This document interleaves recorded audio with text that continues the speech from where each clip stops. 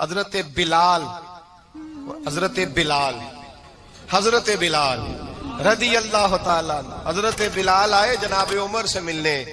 کیسے کس طرح بھی آئے تو عمر خاطر میں نہ لائے، پر بلال حبشی دروازے پہ داخل ہوئے تو فاروق اعظم نے کرسی چھوڑ دی، ہاتھ باندھ کے کونے میں کھڑے ہو گئے. کالا رنگ ہے، نام بھی لکھنا نہیں جانتے، زمانے میں تعارف کوئی نہیں. حضرت عمر نے ہاتھ باندھا ہے.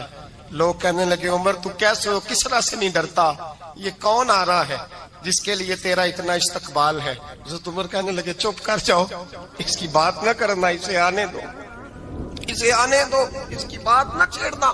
حضرت سیدنا بلال آئے، کہنے لگے امیر المومنین کیا کر رہے ہو؟ فرمایا نہیں چپ کر یار. بازو پکڑا، اپنی کرسی پہ بٹھایا. حضرت بلال کہنے لگے حضور میں غلام ہوں، مجھے تو طریقے بھی نہیں آتے ان کرسیوں پہ بیٹھنے کے، میں تو غریب ماں کا بیٹا، غلام باپ کی اولاد، سلیقہ، یہ آپ کیا کر رہے ہیں؟ تو حضرت عمر کہنے لگے بلال تھا تو غلام ہی، پر جب سے مصطفیٰ کا غلام بنا ہے تو ہمارا امام بن گیا ہے، اب تو امام ہے رسول اللہ کی امت کا. فرمایا وہ مجھے دن یاد ہے جب مکہ فتح ہوا تھا، بت ٹوٹ گئے تھے، بڑے بڑے سردار تھے، اور میرے نبی نے فرمایا بلال سے کہو کعبے کی چھت پہ چڑھ کے اذان دے. تو لوگوں نے کہا حضور یہ سارے جل گئے ہیں، کسی اور کی ڈیوٹی لگا دے. حضور نے فرمایا چپ کرو. بدر میں مار کھا کے اذان پڑے تو بلال، احد میں پتھر برسے اذان پڑے تو بلال، تپتے صحراؤں میں پڑے تو بلال، ہر جگہ مار کھائے تو بلال. اور آج اگر اللہ نے عزت دی ہے تو میں لوگوں کو دیکھ کے بلال کو عزت نہ دوں؟ میں بتانا چاہتا ہوں کہ رسول اللہ کی غلامی میں عزت ہے. فرمایا کوئی اوپر نہیں چڑھے گا، ابو بکر بھی نیچے، عمر بھی نیچے، عثمان و علی، طلحہ اور زبیر بھی نیچے. آج یہ حبشی غلام کعبے کی چھت پہ چڑھے گا اور میں دنیا کو بتاؤں گا کہ اصل عزت اسی کے پاس ہوتی ہے جو رسول اللہ کا غلام ہوا کرتا ہے. بھائی یاد رکھیں عزت حضور کی غلامی میں ہے، نہ یہ دیکھو میری برادری کیا کہتی ہے. حضرت سلمان فارسی گورنر تھے، کھانا کھا رہے تھے، دسترخوان بچھا تھا. رسول پاک صلی اللہ علیہ وسلم کا فرمان ہے روٹی کا لقمہ دسترخوان پہ گرے اٹھا کے کھا لو، اللہ تمہاری بخشش فرما دے گا. دسترخوان صاف ہوتا ہے. روٹی، بڑے گورنر تھے آپ، بڑے بڑے سفیر بیٹھے تھے، وزیر بیٹھے تھے، روٹی کا لقمہ گر گیا. آج تو لوگ فیشن میں عزت ڈھونڈتے ہیں نا، وقار ڈھونڈتے ہیں کہ میں جدید دنیا کے ساتھ مل جاؤں، میں معاذ اللہ لڑکی لڑکے اکٹھے بٹھا کے منگنی کروں تو میں ماڈرن شمار ہو جاؤں گا، میں بڑے بڑے ڈھول بجاؤں تو ماڈرن بنوں گا، میں اگر مہندی پہ سارے تماشے کر ڈالوں تو میں ماڈرن ہوں. دیکھو عزت کس بات میں. حضرت سلمان فارسی روٹی کھا رہے تھے، سفیر، وزیر، نہ جانے بڑے بڑے لوگ بیٹھے تھے. کھانا کھاتے کھاتے لقمہ گرا دسترخوان پہ. حضرت سلمان فارسی نے سمیٹا، منہ میں رکھا، پھر انگلی مار کے دسترخوان صاف کیا. ایک صحابی کان میں کہنے لگے سلمان کیا کر رہے ہو؟ کیا کر، آپ گورنر ہے، سوچئے تو صحیح، یہ لوگ کیا کہیں گے دنیا دار کے مسلمانوں کو روٹی نہیں ملتی، اٹھا اٹھا کے کھا رہے. کان میں بات کی، کان میں. حضرت سلمان فارسی کان میں جواب دے سکتے تھے، کہہ سکتے تھے نہیں ایسے ہی کرنا ہے، انہوں نے کان میں بات کی. لیکن جناب سلمان فارسی اعلیٰ اعلان بولے، کہنے لگے ان 4 5 6 دنیا داروں کے لیے میں اپنے نبی کا طریقہ چھوڑ دوں، اپنے رسول کی سنت چھوڑ دوں؟ یہ 4 5 دنیا دار دنیا کی طرف دیکھ کے میں مصطفیٰ سے منہ موڑ لوں؟ پھر جوش جذبات میں سر سے پگڑی اتار دی، رونے لگے. آپ فرمانے لگے میں مدینے کے بازاروں میں کھجوریں اتارتا تھا، نوکریاں کرتا تھا، یہ جو میرے سر پر عزت کے بال ہیں یہ محمد عربی کے اگائے ہوئے ہیں، رسول اللہ کے اگائے ہوئے ہیں. امیر المومنین حضرت جناب سیدنا عمر فاروق رضی اللہ تعالیٰ عنہ رات گھر میں تھے تو رونے لگے، بڑی دیر تک روتے رہے. والدہ اٹھی تو صاحبزادے سے کہنے لگی پتہ کرو تمہارے باپ کو کیا مسئلہ ہے. شہزادے آئے، کہنے لگے امیر المومنین والد گرامی کیا ہوا؟ تو حضرت عمر فاروق کہنے لگے بیٹا اپنی اماں کو بلاؤ. والدہ آ گئی، کیا بات ہے؟ کچھ طبیعت خراب ہے تو حکیم کا بندوبست کیا جائے. تو حضرت عمر کہنے لگے کچھ بھی نہیں، آج مسجد سے نکلا ہوں تو نبی پاک کے صحابہ میری تعریفیں کر رہے تھے. یہ حضرت فاروق اعظم کے وصال کے قریب کے دن ہے. तारीफ है। तो हजरत ये रोने की बात है कि खुश होने की? आप फरमाने लगे नहीं, सोचता हूँ बाहर तो मैं अच्छा रहा हूँ, पता नहीं घर में ही कोई ज्यादती ना हो गई हो, पता नहीं तुम्हारे साथ भी मेरे मामला ठीक थे कि नहीं। सहाबा तो तारीफ करते हैं, रो रहा हूँ तुम्हारी वजह से ना उलझ जाऊं, बीवी ही ना कहे मेरा हक ही अदा नहीं किया। ये लफ्ज कहते कहते पहाड़ है ये शख्स, कैसर किसरा कांपते हैं। हजरत उमर रो पड़े, बीबी से कहने लगे मुझे अल्लाह की रजा के लिए माफ नहीं कर देती? मेरे ऊपर बोझ था उम्मत का, मैं सारी रात मदीने की गलियों में फिरता था, दिन सारा मस्जिद में गुजरता था, मैं तुझे वक्त नहीं दे पाया, माफ नहीं कर देती? तो ज़ौजा कहने लगी नहीं उमर, मैंने भी जिंदगी में अपना कोई सुख चैन नहीं देखा, कोई चाव पूरा नहीं किया, मैं कैसे माफ कर दूं?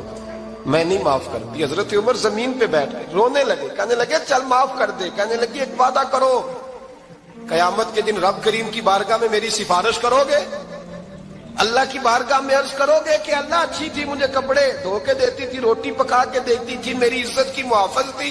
जनाब उमर कहने लगे तेरे साथ वादा है, रब अपने फजल से उमर को जन्नत देगा तो उमर तुझे जन्नत में साथ लेकर के जाएगा। बुखारी शरीफ में हदीस है, काजी अय्याज मालिकी रहमतुल्लाह अलैह ने बड़ी तफसील से लिखी है। रावी हजरत अनस बिन मालिक हैं।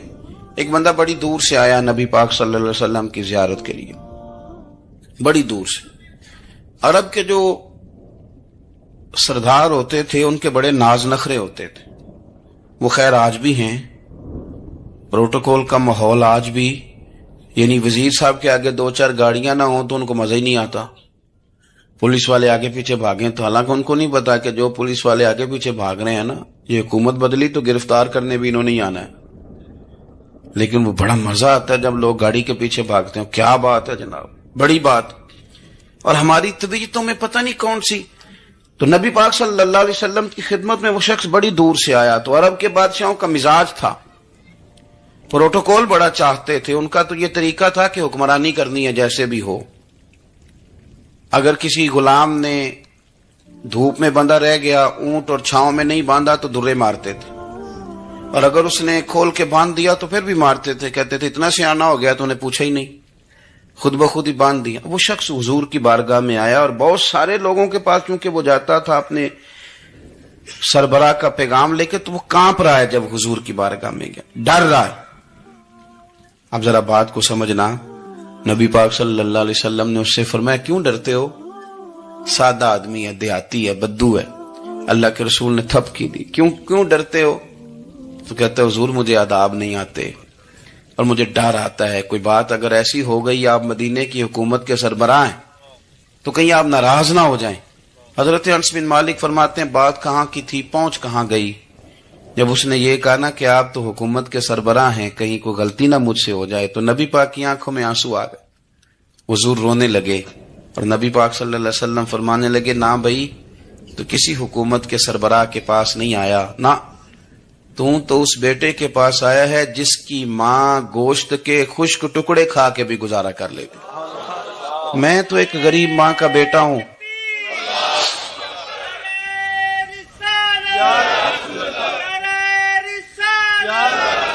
भाई अगर आपका ये ज़ौक बन जाए, देखो ना आज तो लोग भूल जाते हैं ना, कपड़े बदल लेते हैं तो वो समझते हैं कि शायद सारा कुछ ही बदल गया। यानी गांव से आकर पढ़ने वाले भूल ही गए हैं कि किसकी माँ ने कितना जेवर बेचा। लोग भूल जाते हैं चीजों को, अपने माजी को याद रखें। यार सफाई करने वाला सफाई टाइम पे करता है ना, तुम चिराग तो सही जलाते हो ना।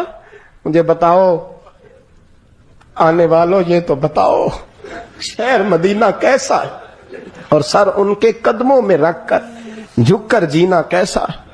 दिल आंखें और रूह तुम्हारी लगती है सैराब मुझे, दर पे उनके बैठ कर आबे जमजम पीना कैसा है। कहने लगे उमर उस कोने का क्या हाल, और फिर कहने लगे वो फलां बाग में हुजूर असर के बाद जाया करते थे, उसके फलों फूलों का क्या हाल है।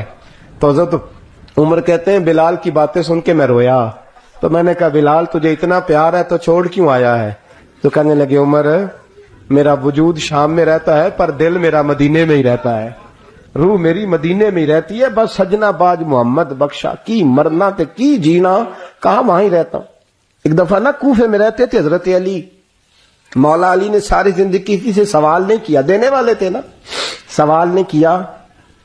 ایک بڑی خوبصورت قندیل ایک شخص لایا، خوبصورت لالٹین بنی ہوتی تھی وہ، اور اس میں تیل مٹی کا نہیں ڈالتے تھے، خوشبو والی کوئی چیز ڈالتے تھے تو وہ جلتی تھی. وہ لایا کوفے کی جامع مسجد میں، حضرت علی کوفے آ گئے، کہا حضور یہ جلا لے.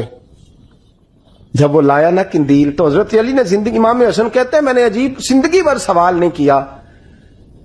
اس سے کہنے لگے میں نے کبھی کسی سے کچھ مانگا نہیں، اس طرح کی ایک اور مل جائے گی.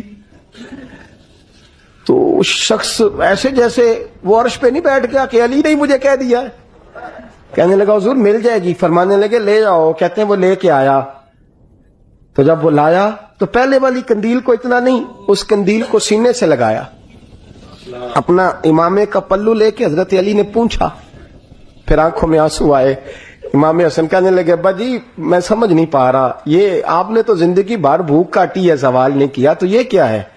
کہنے لگے مجھے بڑی پسند آئی تھی، دل کرتا ہے ایک لے لوں اور میں حضور کی مسجد میں بھی بھیج دوں، میں مدینے میں بھی بھیج دوں. میرا دل کرتا ہے یہ مسجد نبی میں لگ جائے گی تو اس کی شان بڑھ جائے گی. تو فرماتے امام حسن کہ میں رو پڑا. میں نے کہا حضور مجھے سمجھ آ گئی ہے، رہتے آپ کوفے میں ہے پر دل آپ کا مدینے میں ہی بستا ہے، وجود یہاں ہے پر روح آپ کی. رب جانے سونے محبوبہ تیرے شہر دیاں کی لذتاں نے، ایک رون جنہاں نے ویکھیا نہیں تے ایک رون دوبارہ جامل نہیں. میرے اعلیٰ حضرت فاضل بریلوی رحمت اللہ علیہ فرماتے ہیں حرم کی مدینے کے خطے خدا تجھ کو رکھے، مدینے کے خطے خدا تجھ کو رکھے، غریبوں فقیروں کے ٹھہرانے والے. یہاں غریب فقیر درویش مدینہ حسن ہے. توجہ ہے آپ حضرات کی؟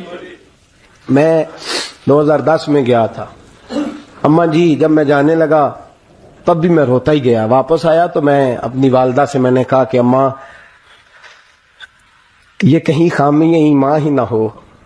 میں مدینے سے پلٹ آیا، میں بڑا تڑپا. میں نے کہا اماں جی وہ جانے کی جگہ تو ہے پر دوبارہ آنے کی جگہ نہیں، وہاں سے دوبارہ آنا نہیں چاہیے. وہاں سے سب سے مشکل مرحلہ مدینے سے لوٹنا ہے، آنا نہیں چاہیے. تو میری اماں مجھے کہنے لگی اللہ تجھے بار بار بلائے گا، دعا کرنی چاہیے، رونا نہیں چاہیے. بزرگوں کا درویشوں والا جو انداز تھا. اور پھر میں دوسری دفعہ عمرے پہ گیا تو ایک شعر تھا مظفر وارسی کا، تو میں وہ پڑھ رہا تھا. میں نے کہا کہ دوبارہ آنے کی آرزو ہے، کہ خود کو پانے کی آرزو ہے، جو حج پہ احرام باندھتے ہیں اب وہ باندھ کے آنے کی آرزو ہے. تو میں نے تو ایک حج مانگا تھا، اللہ نے 2 عطا فرما دی. یہ مصطفیٰ کے مدینے کی شان ہے، یہ رسول اللہ کے شہر کی شان ہے. تو میرے دوستو اللہ بڑا بے نیاز ہے. وہ میرے جیسے لوگ، میرے جیسے، سچی بات ہے، میرے جیسے لوگ اس کا، میں کبھی بھی مدینہ منورہ میں حاضر ہو کے لوگ اور باتیں سوچتے رہتے ہیں اور میں مسجد میں بیٹھا ہوتا ہوں. تو میں جب پہلی دفعہ گیا تھا تو ایک بی بی بیٹھی تھی، سادی سی عورت، رات کو تو اپنا زبان یار من ترکی و من ترکی بگویم پنجابی میں وہ بات کر رہی تھی. تو وہ جملے اس کے مجھے یاد رہتے ہیں جب میں مدینے جاتا ہوں. سادی بی بی جنت البقیع کے باہر بیٹھی تو بوڑھی اماں سادے سے کپڑے، تو شعر پڑھ رہی تھی. وہ کیا شعر تھا اس کا، کوئی وہ اس پہ شاعرانہ ردیف کافی یہ پورے نہیں اترتے. لوگ کہیں گے یہ مصرع شاید لحاظ سے ٹھیک نہیں ہے سند کے لحاظ سے، لیکن اس کا انداز تھا نا تو تھا بڑا با کمال. اور وہاں بیٹھی پتہ کیا کہہ رہی ہے، ویکھو نہیں ویکھو کڈے کرم کمائے سوں. لوگ کہیں گے ردیف کافی کے لحاظ سے شاید ٹھیک نہیں، لیکن اس کی فکر کتنی ٹھیک ہے، سوچ کتنی ٹھیک ہے. ایتی ویکھو نہیں ویکھو کڈے کرم کمائے سوں، میرے جے گندے مندے در تے بلائے سوں. سید عالم صلی اللہ علیہ وسلم کے وصال ظاہری کے ایام قریب آئے تو حضور نے سرخ پٹی باندھی. تیز بخار ہے نبی کریم کو. 2 صحابہ سہارا دے کے مسجد میں لائے. نبی پاک علیہ السلام کو بظاہر سہارا دے کے لایا گیا. کریم رسول نے لوگوں کو جمع کیا. حضور آج کیا ہونے والا ہے، آج کیا کہا جائے گا، آج کس لیے میٹنگ بلائی ہے. نبی کریم کے کل صحابہ جب مسجد میں جمع ہوئے تو کھچا کھچ مسجد بھری ہے. وصال ظاہری سے چند یوم پہلے کی بات. نبی پاک نے فرمایا آج تمہیں کوئی جہاد کی ترغیب نہیں دینی، آج کوئی نیا پیغام نہیں دینا، آج تمہیں بتانا ہے کہ رب نے اپنے بندے کو اختیار دیا ہے، چاہے تو دنیا میں رہے چاہے تو اس کی بارگاہ میں حاضر ہو جائے. اس عبد نے بارگاہ ربوبیت کی طرف لوٹنے کا ارادہ کر لیا ہے. حضرت صدیق اکبر رونے لگے تو صحابہ نے کہا تمہیں کیا ہوا؟ کہنے لگے سمجھ نہیں رہے، کسی کی بات نہیں کر رہے، نبی پاک تو اپنی بات فرما رہے ہیں، اس نے جانے کا ارادہ کر لیا۔ سنیے میرے بھائی، محبوب پاک نے فرمایا بھائی کسی شخص کو میری طرف سے کوئی تکلیف پہنچی ہو تو بدلہ لے سکتا ہے، بدلہ لے سکتا ہے، کسی کو تکلیف پہنچی ہو۔ صحابہ پھوٹ کے رونے لگے، محبوبہ کرم ہی کرم ہوا ہے، رحمت ہی رحمت آئی، آپ کے بارے میں گمان کرنے والا بھی دائرہ ایمان سے نکل جائے گا۔ حضور آپ کیا فرما رہے ہیں؟ فرمایا نہیں بھائی اٹھو۔ پیچھے سے جناب عکاشہ بن محصن اٹھے، ہاتھ کانپتے ہیں، آگے بڑھے، کہنے لگے یا رسول اللہ، ایک جنگ کے موقع پر آپ نے درہ مارا تھا، ننگی پیٹھ پر صفیں سیدھی کراتے، بات دل میں رہ گئی ہے، میں نے بدلہ لینا ہے۔ نبی کریم نے فرمایا بلال دوڑ کے جاؤ، فاطمہ کے گھر درہ پڑا ہے، درہ لاؤ۔ سیدنا بلال حبشی کہتے میں گیا، دستک دی، سیدہ طیبہ طاہرہ حضرت فاطمہ فرمانے لگی بلال کیسے آئے ہو؟ اماں جی وہ درہ چاہیے تھا۔ سیدہ کو تشویش ہوئی، کہنے لگے بلال نہ تو جنگ پہ جانا ہے، نہ جہاد ہے، نہ کوئی ایسا موقع ہے، حضور کی تو طبیعت مبارک بظاہر بڑی علیل ہے، درہ کیا کریں گے؟ حضرت بلال عرض کرنے لگے اماں جی ایک صحابی بدلہ لینے لگے ہیں، صاحب طبقات نے جملے لکھے ہیں، کہتے ہیں بی بی صاحبہ نے درہ بھی دیا اور امام حسن حسین کو بھی باہر نکالا۔ فرمانے لگی عکاشہ سے کہنا 100 درے مارے، ان دو شہزادوں کے جسم پر نبی پاک کے قریب نہ جائے، میں نے 2 بچے پیدا ہی اپنے محبوب پر قربان کرنے کے لیے کیے، ان کو لے جائے۔ حضرت بلال کہتے میں 2 شہزادے لے کے آیا، اور جب دروازے میں میں لے کے پہنچا تو نبی پاک نے دیکھا تو آنکھوں میں آنسو آ گئے، فرمایا ان کو بٹھا دو، مجھے پتا ہے فاطمہ نے کیا کہہ کے بھیجا ہے۔ حضرت سیدنا بلال فرماتے درہ میں نے جناب عکاشہ کو دیا، حضرت عکاشہ درہ لے کے آگے جو بڑھے تو حضرت ابوبکر صدیق نے ان کے پیروں پہ ہاتھ رکھا، فرمایا عکاشہ میری طرف آ یار، مجھے مار درے، نبی پاک کے قریب نہ جا۔ مصطفیٰ کریم نے فرمایا ابوبکر تو ہٹ جا، اسے آنے دے۔ فرماتے میں چند قدم آگے گیا تو مولا علی شیر خدا نے میرے پیر پہ ہاتھ رکھا، کہنے لگے عکاشہ سوچ تو صحیح تو کیا کر رہا ہے؟ حضور نے فرمایا علی ہٹ جاؤ، میرا اور ان کا معاملہ ہے۔ جناب عکاشہ آگے بڑھ رہے، نبی کریم نے فرمایا میں اپنی امت کو درس دینا چاہتا ہوں، خبردار خبردار زندگی میں تمہارے ہاتھ سے زبان سے کسی کو تکلیف نہ پہنچنے پائے، خبردار۔ یاد رکھنا وہ معاشرے بگڑ جاتے ہیں، وہ معاشرے تباہ کر دیے جاتے ہیں جہاں ظلم ہوتا ہے، جہاں زیادتی ہوتی ہے، جہاں لوگوں کو ستایا جاتا ہے۔ محبوب کریم کے قریب آئے حضرت عکاشہ کا حضور میری پیٹھ ننگی تھی، آپ بھی ذرا کپڑا ہٹائیے۔ نبی کریم نے پیٹھ سے کپڑا ہٹایا، جناب عکاشہ نے درہ جو اٹھایا تو صحابہ کی چیخیں نکلی، حضرت عکاشہ نے درہ دور پھینکا، حضور کے بطن اطہر سے لپٹ گئے، چومنے لگے، کہنے لگے حضور وہ تو صفیں سیدھی کراتے لگ گیا تھا، آپ نے کہاں مارا تھا؟ یا رسول اللہ میں تو بہانہ بنا رہا تھا کہ جاتی دفعہ مجھے وجود چومنے کا موقع نصیب ہو جائے، مجھے یہ موقع نصیب ہو جائے۔ میرے حبیب نے فرمایا جس نے جنتی دیکھنا ہو میرے عکاشہ کی زیارت کر لیں۔ بھائی ظلم کا دروازہ کھلا ہوا ہے اور لوگ بھول جاتے ہیں زیادتی کرتے ہوئے، وہ بہو سے ہی کیوں نہ کرے، وہ اپنے گھر کے بھول جاتے ہیں کہ شاید پوچھنے والا کوئی نہیں، شاید میزان نہیں لگے گا۔ ایران کے بادشاہ نے اپنے بیٹے کو پڑھانے کے لیے ایک استاد صاحب کا بندوبست کیا۔ استاد صاحب کو کہا کہ میرے بچے کو دین پڑھائیے، میں چاہتا ہوں کل اس نے انعام حکومت کو سنبھالنا ہے تو یہ دین سے آگاہ ہو جائے، اس کو کچھ سکھائیے پڑھائیے۔ بہت نیک بزرگ بڑے درویش عالم پڑھانے لگے، اسباق مکمل ہو گئے، دین کے اسباق قرآن مجید پڑھایا، احادیث طیبہ کا درس دیا، اصول فقہ سے روشناس کرایا۔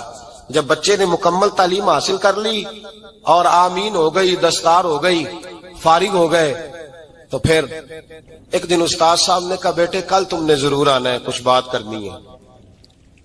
شہزادہ گیا ملنے استاد صاحب سے، استاد صاحب نے کنڈی لگا لی، ہاتھ میں درہ پکڑ لیا، مار مار کے پورے وجود کو زخمی کر دیا، کوئی غلطی نہیں، کوئی بات نہیں، مارا۔ اب بچہ آیا آ کے بادشاہ سلامت سے کہا کہ ابا جی سمجھ نہیں آئی، بڑا مارا ہے استاد۔ تو سیانے تھے نا بادشاہ، یہاں تو قاری صاحب روز کٹہرے میں کھڑے ہوتے ہیں، مولوی صاحب آپ نے میرے بچے کو کیوں مارا ہے؟ آپ 8000 کے مولوی ہیں، میرا کئی کروڑ کا بچہ ہے، سویرے بدل لیں گے، خبردار آپ نے بچے کو ہاتھ لگایا، اپنی حیثیت میں رہے معاذ اللہ۔ جو قومیں استادوں کو کٹہروں میں کھڑا کرتی ہیں وہ ترقی نہیں کر پاتی۔ جو استادوں کو کٹہروں میں روز کھڑا کرتے. کہا ابا جی بڑا مارا ہے. تو والد بڑے سمجھدار تھے, کہنے لگے بیٹا استاد باپ ہوتا ہے, وہ زیادتی نہیں کرتا, کوئی بات ہوگی میں تیرے استاد کو کٹہرے میں نہیں بلاؤں گا. اماں سے بات کی, اماں کہنے لگی بیٹا میں تیرے باپ سے کیسے بات کروں, ڈر آتا. وقت گزر گیا, 22 سال بیت گئے, 22 سال گزر گئے. بادشاہ کا انتقال ہوا, شہزادہ تخت پہ بیٹھا. پہلا حکم یہ دیا کہ میرے استاد کو بلاؤ. پہلا حکم. استاد جی بوڑھے ہو گئے تھے, چھڑی کے اوپر ٹیک لگا کے آئے اور بھویں سفید ہو کے جھک گئی تھیں. یوں آنکھ کھول کے بڑی مشکل سے دیکھا, کہنے لگے شہزادے حکم ہو. کم میں شہزادہ نہیں, اب میں بادشاہ بن گیا ہوں. استاد جی 22 سال بیت گئے, آپ نے مارا تھا, پر وہ درد چونکہ زیادتی کی تھی, میرا قصور کوئی نہیں تھا, تو نہ میری روح سے درد گیا ہے نہ میرے جسم سے گیا ہے. میں بے اختیار تھا, پوچھ نہیں سکتا تھا, آج با اختیار ہوا ہوں. سب سے پہلے پہلا حکم آپ کو دیا, بلایا ہے, بتائے کیوں مارا تھا, کیوں مجھے مارا تھا, میری زیادتی بتائے. تو استاد, بوڑھے استاد کی آنکھیں آنسوؤں سے بھر گئیں. کہنے لگے بیٹے بس آج کے دن کے لیے مارا تھا, یہ جو دن آ گیا نا میری زندگی میں اس لیے مارا تھا, یہ میں چاہتا تھا میری زندگی میں وقت ہے آج کے, بس میری مراد پوری ہو گئی. کہا صاحب کس لیے, مجھے بھی سمجھائے. آپ فرمانے لگے کتنی دیر ہو گئی تجھے مار کھائے ہوئے, کتنا زمانہ بیت گیا. کہنے لگا 22 سال. فرمایا زخم بھولے تو نہیں, درد ختم تو نہیں ہوئی, تمہیں بات 1 منٹ کے لیے بھی تمہارے حافظے سے محو تو نہیں ہوئی. کہ استاد جی روز رات کو یاد آتی, روز خیال آتا تھا. استاد کہنے لگے بھائی تو بے اختیار تھا, پوچھ نہیں سکا, 22 سال تجھے یاد رہا, مجھے پتا تھا تو ایک دن حکمران بنے گا. میں نے تجھے اس لیے مارا تھا کہ بیٹے یاد رکھنا, کسی پہ ظلم نہ کرنا. اگر تجھے 22 سال تک یاد رہا ہے تو جس پر تو ظلم کرے گا اسے بھی قیامت تک یاد رہے گا. اور یہ یاد رکھنا, تو آج با اختیار ہوا تو تو نے مجھے بلا لیا ہے, قیامت کے دن غریب با اختیار ہو جائیں گے, مظلوم با اختیار ہو جائیں گے. وہ با اختیار ہوں گے للہ الواحد القہار, رب کریم کی بارگاہ کے اندر ان کا اختیار ہوگا, اکیلے اللہ کی حکمرانی ہوگی. پھر وہ بلائیں گے بڑے بڑے کج کلا, دنیا میں جن کی پگڑیاں اونچی تھیں وہ سر جھکائے کھڑے ہوں گے. دنیا میں جو ڈکٹیٹر بنتے تھے ان کی پشتیں لال ہوں گی, ان کو غدار لکھا جائے گا, قیامت تک نہیں بھولے گا. ظلم کرنا تو سوچ سمجھ کے کرنا, اتنا کرنا جتنا تم سہ سکتے ہو, اتنی زیادتی کرنا جتنی قیامت میں تم برداشت کر سکتے ہو. میرے نبی کریم صلی اللہ علیہ وسلم نے فرمایا ظلم سے بچو, یہ قیامت کے اندھیروں میں سے ایک اندھیرا ہوگا. زندگی میں زیادتی نہ کریں, اگر تھوڑی دیر کے لیے کوئی چیز برداشت کر جائیں گے تو وہ فائدہ دے جائے گی, کچھ دیر کے لیے اگر سہ جائیں گے تو نفع مل جائے گا. سہنے کی کوشش کریں لیکن زیادتی نہ کریں, نظر کو, سوچ کو, ذہن کو پاک رکھیں. اور میرے بھائی زندگی پوری ظلم سے بچیں, زیادتی سے بچیں. آپ لوگوں کے ساتھ پیار کریں, آپ لوگوں کو موقع دیں, آپ تھوڑی سی اور کوشش کریں اس شخص تک جانے کی جو آپ کو مایوس نظر آ رہا ہے, پریشان نظر آ رہا ہے.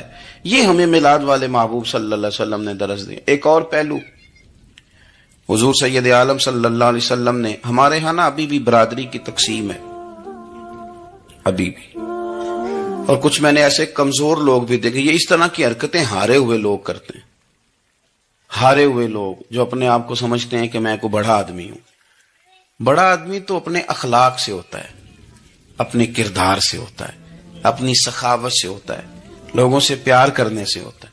باقی یہ کہ بیٹھ کے کہانی سنانا کہ میں بڑا کچھ کرتا ہوں, تو جو کچھ کرتا ہوتا ہے اسے سنانے کی کوئی ضرورت. ایک وہ بہت سارے لوگ آپ تعزیت کرنے جائیں نا والد کے انتقال کے بعد, تو ان بیچاروں کو بتانا پڑتا ہے کہ ابا جی میرے بغیر دوائی نہیں کھاتے تھے. تو میں کہتا ہوں اگر تیرے بغیر نہیں کھاتے تھے پھر بتانے کی ضرورت نہیں, پھر تو سارے گاؤں کو پتا ہوگا کہ تیرے بغیر نہیں کھاتے. اور اگر کوئی دال میں کالا ہے تو پھر تیری وضاحت کوئی بندہ قبول نہیں کرے گا.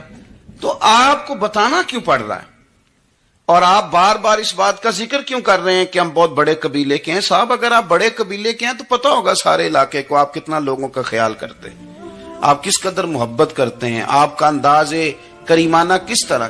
پھر آپ کو بتانے کی کوئی ضرورت نہیں ہوتی, پھر خود بخود خبر ہوتی ہے. حضرت سیدنا ابو ذر غفاری رضی اللہ تعالیٰ عنہ قبیلہ بنو غفار ایک بڑی شاخ تھی قبیلوں میں سے، جو لوگ اس زمانے میں مالدار قبیلوں سے تعلق رکھتے تھے ان میں سے ایک بڑا نام تھا.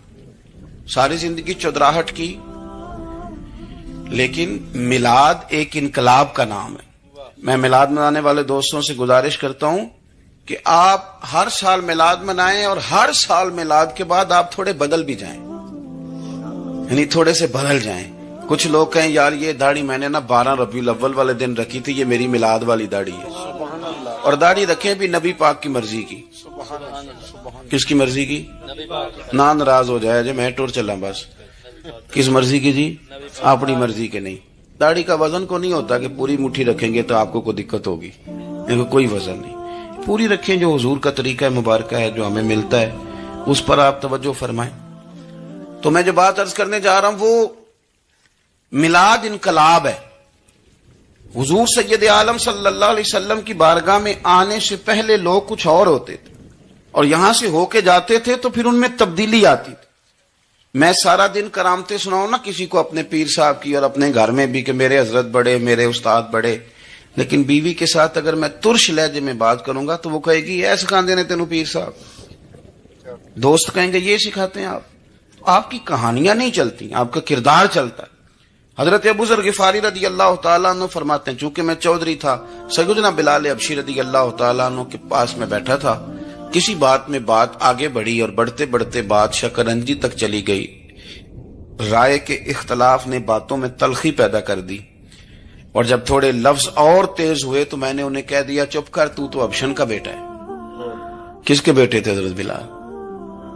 کہتے ہیں جب انہوں نے مجھے کہا میرا دل بڑا ٹوٹا، کہ میں نے ارادہ کیا کہ میں نے حضور کی بارگاہ میں نہیں عرض کرنی. اب ہر بات کی ہم حضور کی بارگاہ میں شکایت کریں، لیکن میں جا کے مسجد میں بیٹھا اور جب سرکار آئے نا، ارادہ نہیں تھا کہ عرض کروں گا، لیکن حضور کا چہرہ دیکھا تو دکھ میرا خود ہی تازہ ہو گیا. رونے کا بھی تو تب ہی مزہ آتا ہے نا کوئی اپنا ملے تو. فرماتے ہیں کہ میرے آنسو نا بغیر اختیار کے چھلک پڑے اور میں کھل کے روئے، کھل کے. قربان جاؤں محبوب کے بھی حضور نے پاس نہیں بلایا بلکہ نبی پاک اٹھ کے خود میرے پاس آئے اور مجھے کندھوں سے پکڑ کے سینے سے لگایا. اور جب میں کھل کے رو لیا تو حضور میرے آنسو پوچھنے لگے. کچھ شعر ایسے ہوتے ہیں جو کسی نے کہے ہوتے ہیں اور کہنے والا جو ہوتا ہے وہ صاحب حال ہوتا ہے تو اس میں کچھ خوبصورتی زیادہ ہی ہو جاتی ہے. ایک پنجابی کے شاعر ہمارے گجرات میں گزرے، بزرگ تھے، ان کا ایک شعر ہے، وہ کہتے ہیں ایک واری میری آنکھیاں چوں اونا نے اتھرو پونجے سن. ایک واری میری آنکھیاں چوں اونا نے اتھرو پونجے سن، ہن تے چسکا پہ گیا رونے دا. ایک واری میری آنکھیاں چوں اونا نے اتھرو پونجے سن، ہن تے چسکا پہ گیا رونے دا تے ہر ویلے آہو زاری دا. تو میں روز رونے لگا ہوں، مزہ ہی بڑا آیا ہے جب سے محبوب نے چپ کرانا شروع کیا. میرے عزیز، اور پھر حضرت بلال حبشی رضی اللہ تعالیٰ عنہ چونکہ حضور کے غلام تھے اور انہیں پتا تھا کہ سرکار میری ناز برداری کرتے ہیں، حضور نے چپ کرایا. فرمایا کیوں روتے ہو؟ تو عرض کرنے لگے یا رسول اللہ صلی اللہ علیہ وسلم اگر میں ابشن کا بیٹا ہوں تو میری تو غلطی کوئی نہیں نا، یہ تو تقسیم اللہ کی ہے نا. الذی خلقک فسواک فعدلک فی ای صورت ما شاء رکبک. جس طرح وہ چاہتا ہے، جس کو چاہتا ہے اس طرح کی اس کی صورت بنا دیتا ہے. تو مجھے ابشن کا بیٹا کہا جاتا ہے، میری غلطی کیا ہے؟ حضرت بلال نے بھی نہیں بتایا کس نے کہا، لیکن نبی پاک صلی اللہ علیہ وسلم نے کیا فرمایا. امام یوسف صالحی نے لکھا ہے، ذرا غور کرنا بات پر، تسلیاں لوگ اور رنگ میں بھی دیتے ہیں پر یہ تسلی بڑی انوکھی ہے. حضور فرمانے لگے بلال اگر تو ابشن کا بیٹا تو پریشان کیوں ہوتا ہے؟ کالے رنگ والی ماں کا بیٹا ہے تو پریشان کیوں ہوتا ہے اگر تیری والدہ کا رنگ کالا ہے تو؟ عرض کی حضور آپ کیا فرمانا چاہتے ہیں؟ تو سرکار فرمانے لگے میں دو ماؤں کا بیٹا ہوں، ایک جناب آمنہ جنہوں نے مجھے پیدا کیا اور ایک حضرت ام ایمن جنہوں نے میری پرورش کی، مجھے بڑا کیا. حضور فرمانے لگے میری ماں آمنہ کا رنگ گورا تھا اور میری ماں ام ایمن کا رنگ کالا ہے.